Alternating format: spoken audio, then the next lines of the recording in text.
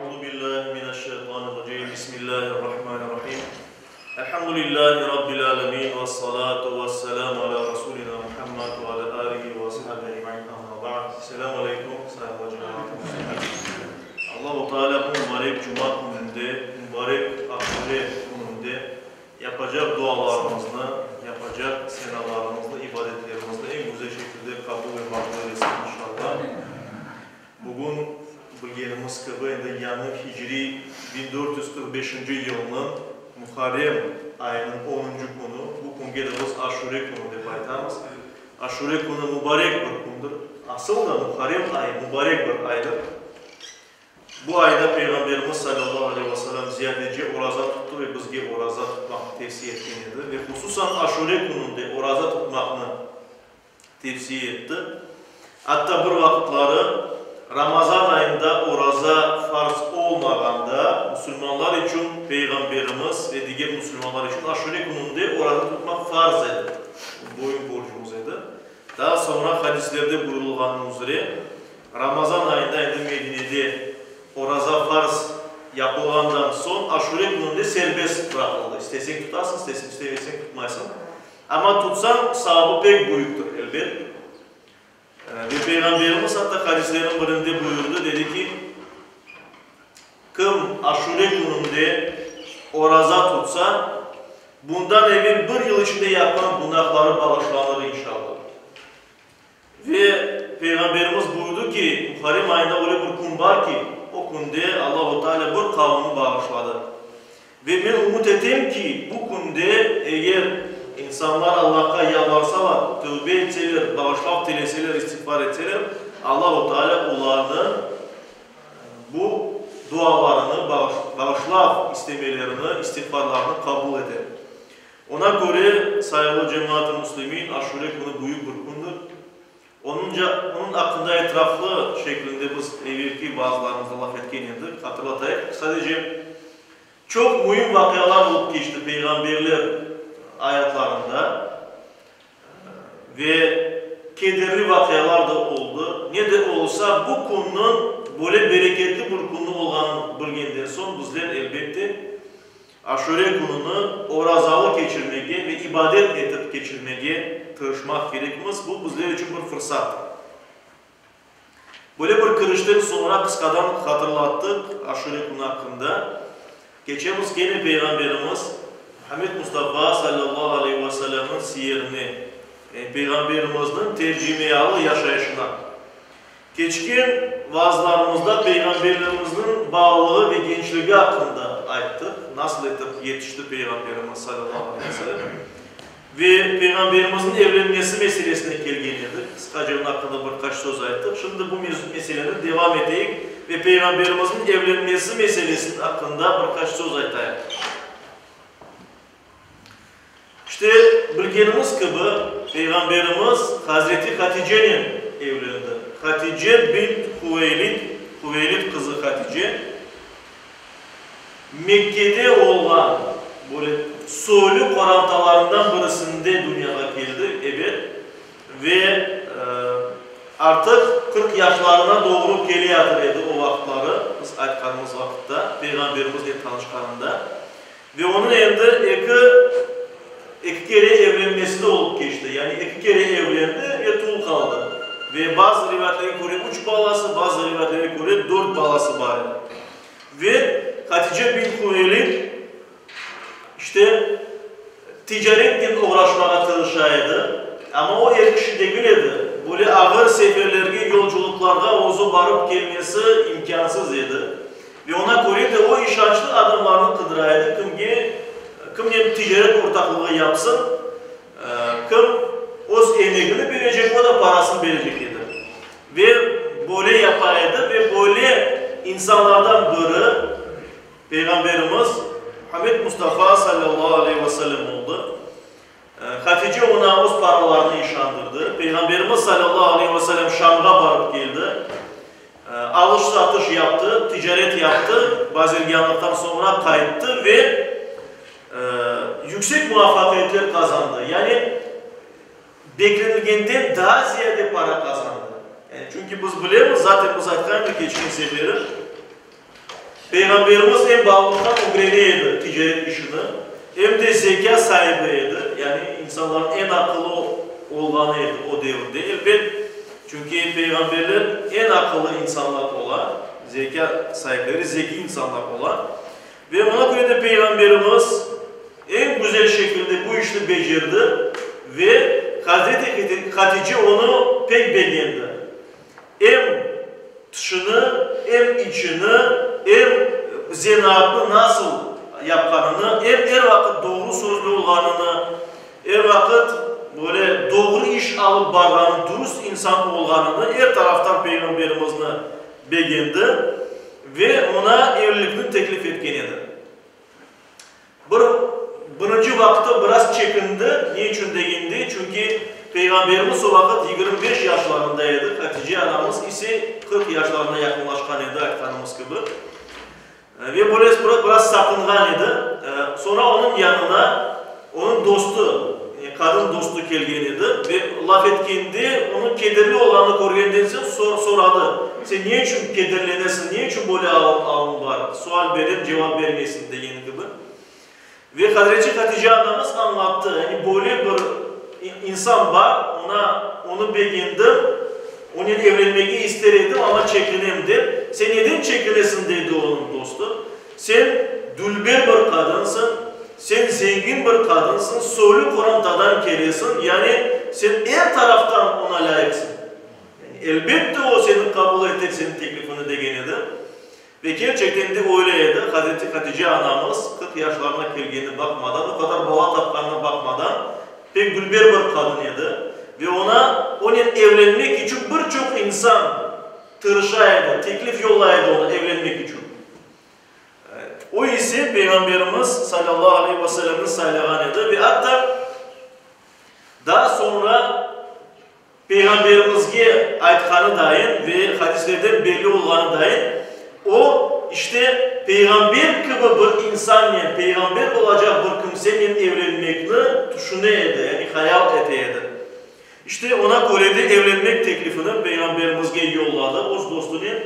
O da geldi ve ayıttı peygamberimizge evlenmeyi istemeysin mi? Ey Muhammed, o da ayıttı kimin evleneyim? Böyle Hatice bint Hüveylid beraber iş yapkanınız bir kadın sana evlenmekte teklif etmeyi, evlenmemizni isteyin deyip ayıttı.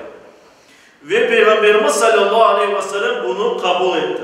Ve her şey bundan sonra usuluna göre oldu. Çünkü Peygamberimizin babası yok idi, anası yok idi. Peygamberimiz her kişi olarak onu istemek gerekirdi. Ve ona göre de o emcelerine vardı, bunu anlattı, akıl tanıştı. Onlar da onu doğruladılar, doğru, güzel bir saylak deyip ayttılar. Ve emceleri işte Hatice anamızın babasından istediler Peygamberimiz için. Ve böylece demek ki evlenecekleri söz kesildi bu ayetaya. Nişan oldu, söz kesildi ve nikahları 2 ay sonra oldu. İşte Peygamberimizin Hazreti Hatice anamız ile arasında her taraftan tenglik var idi. Biz biliyoruz, dinimizde hususan Hanefi mezhebinde böyle bir talep var. Kufuvvet degeni evlenecek akayla apayının birbirine teng olması gerek. Soy tarafından, soyluk tarafından, böyle status tarafından, okumuşluk tarafından, mesela bir kimse profesör olsa cahil bir kimsenin evlenmesi hoş değildir. Bizim mezhebimizge göre. Ve ona göre de mesela bütün bunlarla eğer bakacak olsa göremiz ki Peygamberimiz sallallahu aleyhi ve sellem ile Hatice anamız Allah ondan razı olsun birbirine tam olarak tenkeliydi. Yani her bir noktayı nazarından ve ona göre de bu evlilik hayırlı ve bereketli oldu. Ve Allah-u Teala öyle takdir etti. Nikah aytkanımız gibi 2 ay sonra gerçekleşti. Yani onlar birbirine daha da ziyade tanışıp birbirine daha ziyade yaxşı öğrendiler. Mehir olarak Peygamberimiz sallallahu aleyhi ve sellem 20 deve verdi. 20 deve mehir, yani evlenmekten evvel böyle bir dinimizde bir şart var. nikahının sahip olması için mehir, evlenmekten evvel akay kişi, kadın kişiye, kiyev kelinge bir şeyini hediye edi. Onun olacak. Ve Peygamberimiz 20 devi bağışlayan yani. Demek ki ticaret yapa bir şeyler kazandı ve bu kazananlarını bu mehirini ayırdı. İşte aytkanımız gibi Peygamberimiz sallallahu aleyhi ve sellem 25 yaşına kırdı. Hatice anamız ise hadislerde ve rivayetlerin çokusunda aytılanı gibi 40 yaşlarına kırgın idi. Ve hem Hatice hem Peygamberimiz sallallahu aleyhi ve sellem pek baklı bir yuva kurdular. Birbirini pek sevgin edilir ve bunu her taraftan biz görmek mümkünüz. Peygamberimizin hadislerinde, onun davranışlarında insanların Peygamberimiz ve Hatice anamızın koratası hakkında tarif etkilerini görüyoruz ki onlar birbirini pek sevgen ve muhabbet bir koranta kurbanları bizge anlatılar. Ve biz bilemiz ki Hazreti Hatice anamız Peygamberimizge her vakit destekçi oldu. Peygamberimiz İslam'a davet etmeye başlaganda yani Peygamber ilk vahiy geldiğinde ona birinci inangan, her vakit yardımcı olan, hem canın, hem malın, her şeyini Peygamberimizge hizmetke bergen bir apaydı Hazreti Hatice anamız. Onlar beraberce büyük bir ömür yaşadılar. 25 yıl beraberce bir koranta olup yaşadılar ve Peygamberimiz sallallahu aleyhi ve sellem Hazreti Hatice anamızın evli olganda onun başka apayı yok idi. Yani sadece bir kadın Hazreti Hatice anamızla beraber kalan idi ve o vakit o medeniyette sınırsız apay mümkün edi almağa bildiğiniz gibi. Yani bir zengin kişi o vaktları İslam'dan evvel ne kadar sesi o kadar apay alması mümkün. Ve hatta apay almaktan ziyade bir insan özüne cariye alması mümkün edi. Barıp pazardan satıp alan bir tane gülber kızını ve özüne apay yapaştı. Yani onun apayı olmayan nikahsız ama cariye şeklinde o vakit ama Peygamberimiz asıl da böyle bir şey yapmadı. Çünkü Hazreti Hatice anamız onu sevip sahip muhabbetlik içinde yaşadılar. Ve İslam'da bilgenimiz gibi dört gece apay olması mümkün. Peygamberimizin hukmu biraz farklı çünkü Peygamberimiz bir peygamber olduğu için her taraftan nikahını bize göstermek gerekiyordu ve onun daha da ziyade apayları olan bir vaktları ama Hazreti Hatice anamız vaktinde o özüne Müslüman olsa da özüne başka bir apay almadan edi. Bunu da onu Hazreti Hatice anamızın pek sevgilini böyle izahatlamak mümkündür belirse. Peygamberimiz hem de onun sevgisi kaydan korunuyordu. Peygamberimiz ömür boyu onun hareketlerinde ve sözlerinde Hazreti Hatice anamızın sevginin belli olaydı. Hatta Hazreti Hatice anamız vefat etkinden sonra Peygamberimiz başka apaylar alganıydı, başka apayları var idi. Ama onun Hazreti Hatice hakkında laf etkiinde öyle laf edildi ki apayları Hazreti Hatice anamızın vefat etse de kıskanaydı. Niye? Çünkü sen her vakit onun hakkında laf edesin deyip ayetlerdi Peygamberimiz Muhammed Mustafa sallallahu aleyhi ve sellem. Bunun beraber biz bilemiz ki Peygamberimizin dünyaya 7 tane balası geldi. 7 balası doğdu Peygamberimizin ve bu 7 baladan 6'sı Hazreti Hatice anamızdan dünyaya geldi. Bütün kızları, Peygamberimizin 4 kızı var idi bildiğimiz gibi Hazreti Hatice anamızdan doğdu. Zeynep, Rukiye, Ummu Kulsum ve Fatime. 4 tane kızı. Ve 2 oğlu Hazreti Hatice anamızdan doğdu. Bu Kasım ve Abdullah. Ve Peygamberimizin ilk oğlu Kasım olduğu için Peygamberimizin kunyesi de Ebul Kasım idi. Yani Kasım'ın babası deyip ayetler ona. Bundan da gayrı Peygamberimizin 3. oğlu doğan idi. Şimdi başka apayda Mariye degen bir cariyesinde ve onun adı da İbrahim koyulan idi. Peygamberimiz sallallahu aleyhi ve sellem'in bütün balları oğlan balları.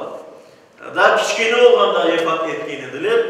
Kasım ve Abdullah Hazreti Hatice anamızdan doğan oğulları. Onlar peygamberlikten evvel Mekke'de doğdular ve ufak yaşta vefat etkendiler. Üçüncü oğlu İbrahim, o Medine'de doğdu ve o da ufak yaşta hastalanıp vefat etkendiler. Peygamberimizin bütün kızları, onlar hepsi Hazreti Hatice anamızdan idi. Onlar hepsi olsun buyurdular. Peygamberimizin peygamber oğullarını kordular. Ve onların Peygamberimiz sallallahu aleyhi ve sellem hepsini evlendirgeniydi. Hatta bazıları birkaç kere evlendi. Çünkü kızları, Peygamberimizin kızları Ebu Leheb'nin oğullarını evlendiler. Peygamberimiz İslam'a çağırmaya başladığında Ebu Leheb oğullarına Peygamberimizin kızlarını boşalttırdı. Ama daha sonra onlar için daha hayırlı akaylar tapıldı. Hazreti Osman gibi elbet. Ve böylece demek onlar hepsi evli oldu ama sadece bir kızının balları oldu, doğdu, torunları doğdu Peygamberimiz sallallahu aleyhi ve sellem'in. Peygamberimizin bütün kızları Fatime'den gayrı, Zeynep, Rukiye, Umm Kulsum, bala tapmadan, daha yaş olganda, evlenmesine bakmadan, daha yaş bayağı olganda, Peygamberimiz de hayatta olganda vefat etti. Yani Peygamberimiz bütün ballarını cöyganıdı Hazreti Fatime'den gayrı. Hazreti Fatime ise Allah ondan razı olsun. İki baba doğdu. Hazreti Ali'nin evlengen edilir. Peygamberimiz sallallahu aleyhi ve sellem'in Osturgen emcesinin oğlunun ve onların doğan iki balası, iki oğlan bala Hazreti Hasan ve Hazreti Hüseyin. Peygamberimiz sallallahu aleyhi ve sellem'in soyu onlardan gele. Şu iki balacıktan. Nesili ondan gele yani. Ve Peygamberimizin soyundan gelgenlerge de eskiden beri şerif ve seyyiddir. Ayetlaydı ve ona göre bütün İslami memleketlerde böyle kimselerge hürmet edilirdi. Peygamberimizin soyundan geldi. Bundan da gayrı Peygamberimiz sallallahu aleyhi ve sellem'in yani bu ballarından gayrı, doğan ballarından gayrı Peygamberimizin evinde daha iki tane bala yetişti. Bunlardan birisi aytkanımız gibi Hazreti Ali oldu. Ali bin Ebu Talib, emcesinin oğlu. Çünkü Peygamberimiz sallallahu aleyhi ve sellem yetim kalganda ve babası da Abdülmuttalib vefat etkendi. 8 yaşlarında, 9 yaşlarına kıracaktı. Onu emcesi Ebu Talib aldı öz konatasına. O pek merhametliydi. Ona öz balasından baktı ama fıkariydi, balası çok idi. Ve kendi Peygamberimiz ayakta durgandan son, evlengenden son emcisine yardım etmek için ondan bir balasını aldı ve ona bakaydı, onu yetiştireydi. Bu da Hazreti Ali oldu. Ve ikincisi Peygamberimiz sallallahu aleyhi ve sellem'in bir kulu var idi. Onun adı Zeyd bin Harise idi. Kulu degiydi yani ona bağışlanan bir kul idi. Peygamberimiz sallallahu aleyhi ve sellem onu pek sevgen idi. Ve onu azat etti, serbest etti ve evlatlığını aldı. O balası dahi kabul etti. Daha İslamiyet'ten evvel idi bu. Daha sonra İslam dini gelip yayılmaya başlayandan son Peygamberimiz sallallahu aleyhi ve sellem İslam dini yayılandan son belli bir vakit geçti ve Peygamberimiz sallallahu aleyhi ve sellem'e bir ayet geldi Allah-u Teala'dan ve anda buyururlar ki evlatlıkka alıngan kimseler onlar sizin oğullarınız değildir deyip buyururlar. Ve ona göre bizim dinimizge göre her bir insanın nesli belli olmak gerek. Mesela Zeyd Peygamberimiz ona evlatlıkka algandan son ona öz adını verdi ve Zeyd bin Muhammed deyip aytılaydı ona. Ama dinimizge göre Allah-u Teala bergen daha sonra okumuna göre belli ola ki her bir insanın nesli belli olmak gerek ve her bir insan öz babasının adını olmak gerek. Ve ona göre bundan sonra bu ayet engenden son Zeyd bin Muhammed değil Zeyd bin Harise deyip aytılıp başladı ve Zeyd özü de mesela onun babası taptan idi ve onu satıp alacak idi, onun yanına alacak idi ama Peygamberimiz onu elbette azat etken idi. Ve Zeyd ise ayıttı ben Muhammed yanında kalmak isteyeyim dedi ve onun yanında kaldı. Babasının beraber gitmedi. Çünkü babası olarak hem de Peygamberimizin kabul edildi. Bu demek değil ki saygılı cemaat-i müslimin bizler Kur'an-tamızga evlatlık alıp olamayız. Elbette almak mümkündür. Biz özümüzge yetiştirmek için savap olsun deyip oksuz kalgan, hususan soyumuz olan evlatlarını, ballarını, kız ballarını olan ballarını alıp onlarını yetiştirmek mümkünmüz. Ama onlar bizim tam olarak kızımız ya da oğlumuzun yerini almaz. Çünkü dinimizge göre onlar bizim oğlumuz ya da kızımız değil. Ama yetiştirmek mümkünmüz. Oğul ya da kız olmadığına göre avret yerlerine dikkat edilecek. Daha sonra onlarla evlenmek mümkün vesaire bunun gibi hükümler, çeşit türlü hükümler ortaya çıkmakta. Yani her bir insanın nesli belli olmak gerek. Bizim dinimizge göre. Peygamberimiz Muhammed Mustafa sallallahu aleyhi ve sellem baklı bir yaşayış yaşayırdı İslamiyet'ten evvel. Yani bazıları aytarlar yani nasıl ambisiyalar var idi bu insanda olsun peygamber ilan etti ama aslında peygamberimizde her şey var idi. O artık zengin bir insan idi. Hem ozu ticaretle uğraşaydı hem apayı da pek zengin idi. Onun evlatları, balları doğan idi. Onun demek ki evlatlık algan, yetiştirgen balları var idi. Onun itibarı var idi. Her şeyi var idi. Demek ki belli bir ambisiyalar da o göstermeydi. Yani o zaman pek böyle Mekke'de olan insanların en büyük olan dediğin şey yok idi onda. Ve Peygamberimiz sallallahu aleyhi ve sellem İslamiyet gelmeden evvel de en yaşlı ve dürüst bir insanıydı. İçki içmeydi, putlarla tapınmaydı, sözünü tutaydı vesaire. Ve bütün peygamberlerde olan ki bu masum idi. Yani günahsız idi. Allah-u Teala onu öyle yarattı, öyle terbiye etti ki peygamberimiz daha peygamber olmadan evvel böyle günah yapmaydı. Bununla beraber cahiliye kanunlarına göre itibarlı insan olsa da o büyüklerden olması mümkün değil edip sayılaydı. Çünkü onun oğulları yok idi. Oğul balları doğula idi ama onlar ufak yaşta vefat edilir ve ona göre de Araplar tarafından aslında konkurent, liderleri tarafından konkurent olarak korunmuyordu. Bir yetekçi sıfatını kabul edilmiyordu. Ama buna bakmadan ayetlerimiz gibi itibarı çok idi. Çünkü doğru ve dürüst insan idi. Ve insanlar uzak yollara gittiğinde peygamberimizge getire edilir. Emanet olan bir şeyler kaldıra edilir.